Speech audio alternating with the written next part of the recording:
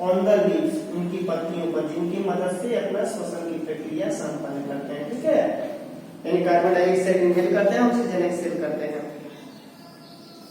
Animals breathe through their nose, lungs, gills, skin और air holes.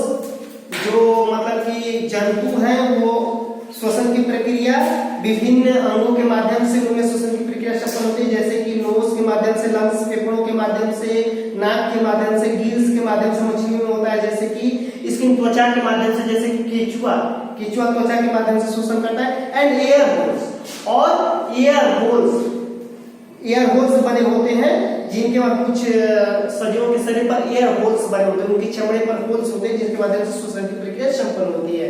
Animals that live on land generally breathe through lungs. कराए कि पृथ्वी पर जो प्राणी स्थित है उनमें अधिकतर श्वसन की प्रक्रिया लंग्स के माध्यम से होती है, फेफड़े के माध्यम से होती है। Animals that live in water such as fish breathe through their gills. वैसे प्राणी जो जलों में रहते हैं उनके अंदर जो है श्वसन की प्रक्रिया गिल्स के माध्यम से होती है, जैसे कि मछलियों में गिल्स के माध्यम से होती है। Crows that live both on land and in water, मेढक जैसा कि धरती और जमीन और पानी दोनों में रहता है, breathe through their lungs on land, वो क्या करता है, धरती पर जब रहता है तो लंग्स के माध्यम से शोषण करता है, and through their moist skin while in water, और जब जल में रहता है तो अपने moist skin, उसके ऊपर जो मुलायम त्वचा होती है उसके मतलब कि शरीर के ऊपरी पार्ट में, उससे अपना शोषण करता है। Ants breathe through their air hole, चींटियां जो है, चींटियों के शरीर में एयर होल्स होता है, जिनके माध्यम से वो शोषण करती है। ठीक है, अब हम लोग फीलिंग्स देखेंगे। Sense organ help us to sense things, यहाँ एक दिया है कि संवेदी अंग जो है हमारे, वो हमें वस्तुओं के सेंसेशन में मदद करते हैं, संवेदना में मदद करते हैं, वस्तु ज्ञान में मदद करते हैं। अब हम लोग पांचवा पढ़ना है जो है कैरेक्टरिस्टिक्स ऑफ जो है क्लास एनिमल, पांचवा है फीलिंग। सभी सजीवों के अंदर ज्ञान होता है, समझ होती है। ठीक है, फीलिंग अनुभव होता है, सभी सजीवों के अंदर ज्ञान होता है, फीलिंग होती है, वो महसूस करते हैं। ठीक है, ये भी सजीवों की एक कैरेक्टरिस्टिक विशेषता है। अगर उन्हें वातावरण में कोई भी ऐसा कोई परिवर्तन होता है या कोई जैव या अजैव घटक उन्हें मतलब कि प्रभावित करता है तो उनका फीलिंग होता है। ठीक है, all living things can feel but man and animals feel differently from plants. कह रहा है कि सभी जीवित प्राणी फीलिंग करते हैं, लेकिन जो मनुष्य है या जंतु है वो पौधों से अलग तरह की फील करते हैं, जबकि पौधों में भी फीलिंग होता है, उनकी प्रक्रिया अलग है, और आदमियों में जंतुओं में फीलिंग प्रक्रिया अलग है। Most animals including man feel with the help of their sense organs such as eyes, nose, ears, tongue and skin. कह रहा है कि अधिकतर जंतु मनुष्य को इसमें शामिल करते हुए अपने सेंस ऑर्गन की मदद से, यानी कि nose, eyes, ears, tongue and skin के माध्यम से फीलिंग होता है। जैसे कि हम लोग देखते हैं आंख से हम लोग फीलिंग करते हैं कि जैसे कि हमारे पास कोई वस्तु आ रही है। ठीक है, नोज से हमें स्मेल होता है, कोई अगर बैड स्मेल होता है तो हमें तुरंत उसका सेंसेशन पहुंच जाता है, तुरंत वहां से हट जाता है कि बहुत मतलब कि बैड स्मेल हो रहा है यहाँ पे। ठीक है, कोई हमें पिंच करता है तो स्किन के माध्यम से सेंसेशन हमारे मतलब कि मस्तिष्क तक पहुंचता है। कोई हमें अगर कोई चीज चुभो रहा है, कोई चीज हम खाते हैं तो टंग के माध्यम से टेस्ट जो होता है, टेस्ट के माध्यम से टंग टेस्ट करती है। ठीक है, टंग में हमारे बहुत सारे नर्व्स होते हैं, तंत्रिकाएं होती हैं, जिनका सेंसेशन हमारे मस्तिष्क तक पहुंचता है कि ये जो पदार्थ हम खा रहे हैं बहुत कड़वा है या ये जो बहुत मीठा है। ठीक है, उसके अनुकूल हम लोग रिएक्ट करते हैं। How do you feel when you suddenly touch a hot thing. कह रहा है कि इसी को फीलिंग को हम लोग कैसे महसूस करते हैं, आप कैसा अनुभव करते हैं, कैसा महसूस करते हैं जब आप किसी गर्म चीज को टच करते हैं। यू फील हॉट, क्या आपको गर्म महसूस होती है। And immediately move your hand, और क्या करते हैं तुरंत अपना हाथ हटा लेते हैं। एनिमल्स ऑल्सो फील पेन और प्लेजर। ठीक है, कह रहा है कि जो जंतु हैं इसी तरह में भी मतलब कि पेन, दर्द या हर्ष महसूस करते हैं, दर्द या आनंद महसूस करते हैं। यानी कि अगर हमें मतलब कि हमें अगर उस चीज से हमें कोई आपत्ति नहीं होता, हमें कष्ट पहुंचाने वाली नहीं होती, तो हम प्लेजर महसूस करते हैं। और वो जरा अगर वस्तु थोड़ा एडवर्स होती है, विपरीत होती है, ज्यादा गर्म होती है, ज्यादा ठंड होती है, तो उसके विपरीत हम अपने को थोड़ा रिएक्ट करते हैं, हमें वैसा फीलिंग होता है, ठीक है, वैसा पेन होता है या प्लेजर होता है। प्लांट्स ऑल्सो फील, देखते हैं कभी अगर बहुत अच्छी हवा बहती है तो हम लोग बहुत अच्छा अपने को मतलब कि बहुत अंदर से हमें सुकून महसूस होता है, ठीक है, प्लेजर हम लोग महसूस करते हैं। और वही अगर ठंड वाली हवा बहती है तो सब लोग क्या करते हैं, घरों में अपने दुबक जाते हैं, ठीक है, या आंधी तूफान तेज एकाएक चलने लगती है तो हम लोग अपने बचाव के लिए क्या कहीं छुप जाते हैं, हमें पैनिक महसूस होता है, पेन महसूस होता है उस वक्त। प्लांट्स ऑल्सो फील, पौधे भी, पौधों में भी सेंसेशन होता है, वे भी फीलिंग महसूस करते हैं, ठीक है। फॉर एग्जाम्पल मिमोसा प्लांट का टच मी नॉट, एक प्लांट है जिसका नाम है मिमोसा का टच मी नॉट, उसे टच मी नॉट भी कहा जाता है, उसे छुई मुई भी कहा जाता है। Shrinks it's leaves on touch, छूने पर अगर उस प्लांट्स को छूते तो अपनी पत्तियों को सिकोड़ लेता है। The flowers of sunflower plants turns its face towards the sun in day time, करें कि सूर्यमुखी का एक पौधा होता है सनफ्लावर, वो दिन के तरफ, दिन के टाइम में अपने को सूर्य के तरफ, अपने मतलब कलियों को सूर्य के तरफ मोड़ लेता है। Lotus closes its petal at night, और एक पौधा जो होता है, कमल जो होता है, क्या करता है, अपनी पंखुड़ियों को रात के मौसम, रात के टाइम में सिकोड़ लेता है, बंद कर लेता है।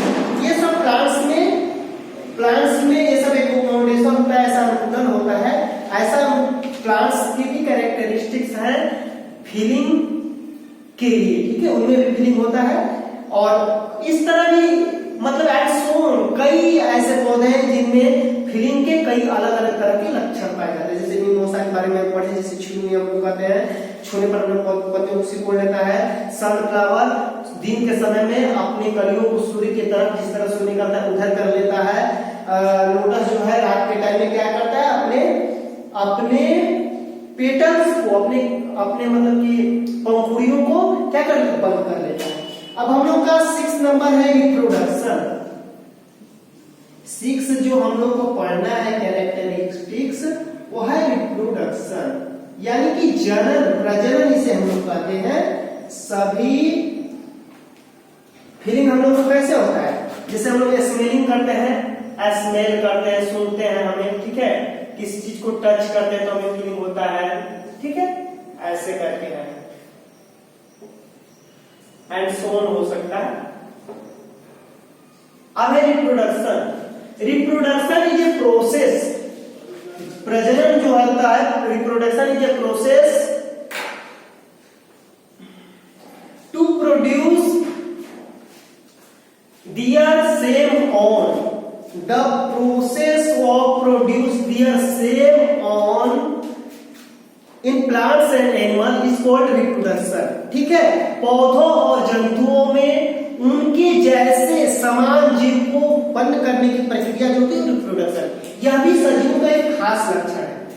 इस लक्षण के द्वारा ही सजीव जगत मतलब कि बरकरार है। अगर ये लक्षण नहीं होता तो क्या होता, एक पीढ़ी के बाद ही जीव खत्म हो जाते, मतलब कि इतना ये दुनिया में इतना वास्ट पॉपुलेशन, जीवों की कई तरह की प्रजातियां, पौधों की कई तरह की प्रजातियां, ये ग्रो नहीं कर पाती। ये संभव है तो रिप्रोडक्शन के माध्यम से ही संभव हुआ है। Human reproduce they are giving birth to babies, मानव प्राणी अपने जैसे शिशुओं को जन्म देते हैं। Animals reproduce by laying eggs और by giving birth to baby, और जो जंतु हैं वो भी अंडों के माध्यम से या कुछ जीवों में डायरेक्ट वो भी शिशुओं को जन्म देते हैं, जैसे कि गाय भैंस से सब हो गए, ठीक है, अंडों के माध्यम से, जैसे कि मुर्गियां हो गई, हेंस हो गए, ठीक है, हेंस हो गए, पीसेस हो गई, ठीक है, ये सब। फिर अब है फ्रूट्स हो जाएंगे। अब हम लोग देखेंगे कि प्लांट्स प्रोड्यूस देयर सीड्स और अदर बॉडी पार्ट्स, कहने का मतलब कि पौधों में प्रजनन की प्रक्रिया होती है। पौधों में प्रजनन की प्रक्रिया उनके बीजों के माध्यम से होती है, यानी कि पौधे जब कुछ दिन के हो जाते हैं, कुछ वर्षों के हो जाते हैं तो उन फूल लगते हैं, फिर फूल जो होता है फल में ग्रो होता है, उनके अंदर सीड बनते हैं, और वो सीड कोई प्राकृतिक माध्यम से या मानव के द्वारा यहाँ से वहां ले जाया जाता है, फल को, सीड झड़ जाते हैं, बिखर जाते हैं, ठीक है, बाय नेचुरल फेनोमेना के द्वारा भी, और इस तरह नए पौधे ग्रो कर जाते हैं। या उनके कुछ पौधों में उनके बॉडी पार्ट को ही काट के नए पौधे ग्रो किए जाते हैं। उनमें उसी तरह का अनुकूलन होता है कि उनका एक कोई भाग जमीन पे गिरेगा, वही नए पौधे में ग्रो करेगा।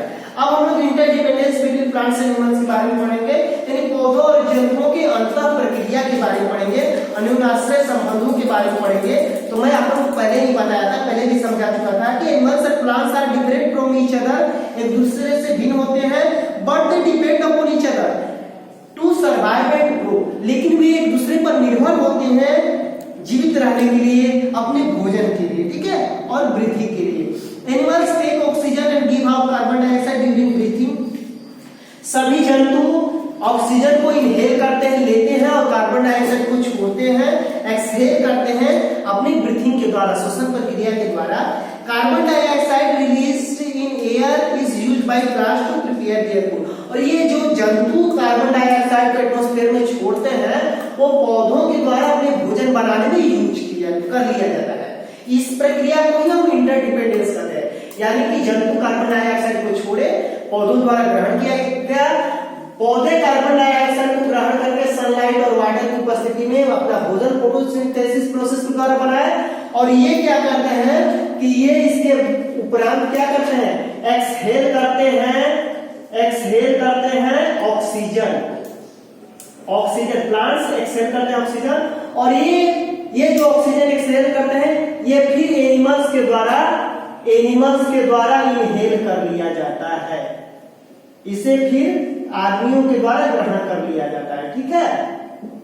ये इनहेल कर लिया जाता है, इनहेल बाय एनिमल्स, ठीक है, ये एनिमल्स के द्वारा इनहेल कर लिया जाता है। प्लांट्स एक्सहेल करते हैं ऑक्सीजन को अपना फोटोसिंथेसिस द्वारा भोजन बनाकर, और ये इनहेल कर लिया जाता है एनिमल्स के द्वारा, ठीक है।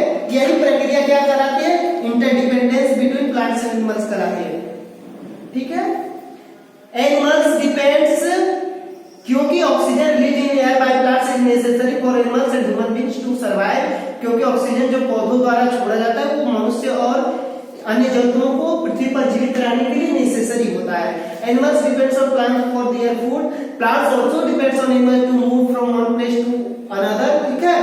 यानी कहने का मतलब कि जंतु जो है अपने भोजन के लिए पौधों पर निर्भर करते हैं, और पौधे भी एक जगह से दूसरे जगह ले जाने के लिए या पौधों की वृद्धि के लिए भी जंतु की आवश्यकता होती है। पहला तो अभी हम बताए कि जंतु जो कार्बन डाइऑक्साइड छोड़ते हैं उनको पौधे अपने भोजन में ग्रहण करते हैं। दूसरा है कि पौधों को जो है आदमी अपनी प्रक्रिया द्वारा पौधों को टाइम से क्या करता है, उन्हें वाटर देता है, उनको मतलब कि अदर सप्लीमेंट देता है जिससे वे ग्रो करते हैं। ऐसे तो नेचर भी उन्हें मतलब कि नेचर भी उन्हें सप्लीमेंट देता है, कहने का मतलब कि उन्हें मतलब कि वो नेचर भी उन्हें मतलब क्या करता है, उनकी देखभाल करता है। लेकिन आज के समय में हम अपनी आवश्यकताओं के लिए या जो भी करें पौधों का अच्छे ढंग से हम देखभाल करते हैं जिससे उनका प्रॉपर ग्रो हो पाता है। Between plants and animals create a balance in nature. तो इस तरह पौधों और जंतुओं में एक संतुलन स्थापित होता है, दोनों एक दूसरे पर निर्भर होते हैं, दोनों के बीच संतुलन स्थापित होता है। यही प्रक्रिया क्या कहलाती है, इंटरडिपेंडेंस कराती है। To maintain this balance we must plant more trees and avoid hunting animals. कहा कि इस संतुलन को बरकरार रखने के लिए हमें अधिक से अधिक पेड़ों को क्या करना चाहिए, प्लांट करना चाहिए, लगाना चाहिए, और एनिमल्स को, जंतुओं को अनावश्यक हंट नहीं करना चाहिए, उनका अनावश्यक शिकार नहीं करना चाहिए, ठीक है, उन्हें बल्कि प्रिजर्व करना चाहिए, ठीक है। तो आज के लिए इतना ही, थैंक्स।